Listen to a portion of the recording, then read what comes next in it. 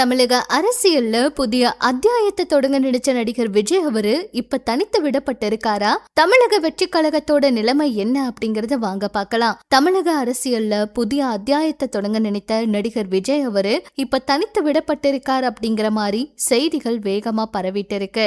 விஜய் அவருக்கு இளைஞர்கள் மத்தியில வரவேற்பு இருந்தாலும் அரசியல் ஓட்டு வங்கியாக மாற்றும் நோக்கில் அவர் தமிழக வெற்றி கழகம் கட்சியை தொடங்கினாரு. கட்சி தொடங்கினதுக்கு அப்புறம் அவர் நடத்திய மாநாடு, பொதுக்கூட்டம், ஆர்ப்பாட்டம், பிரச்சார கூட்டம் எல்லாமே நல்ல வரவேற்பு கிடைச்சது. அரசியல் களத்துல தனியா நின்னு சாதிக்கிறது கடினம் அப்படிங்கறத புரிஞ்சுக்கிட்ட அவரு கூட்டணிக்கு கதவையும் திறந்து வச்சாரு. ஆனா அவரோட நிபந்தனைகள் ரொம்ப எளிமையா இருந்துச்சு. ஆனாலும் யாருமே அவ்வளவு தூரம் கூட்டணிக்கு வரல. ஆட்சி அதிகாரத்துல பங்கு அப்படின்னு விஜய் அவரு என்னதான் சொன்னாலுமே விஜய் அவருக்கு யாருமே கூட்டணிக்கு வரல.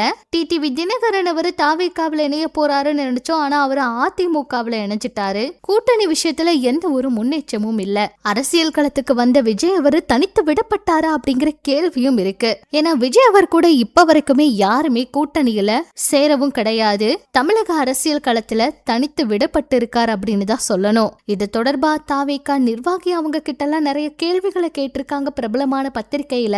அதுல சொல்லிருக்காங்க, பல்வேறு முக்கிய தலைவர்கள் எங்களோட கட்சி தலைவர்களோட பேசிக்கிட்டு தான் இருக்காங்க.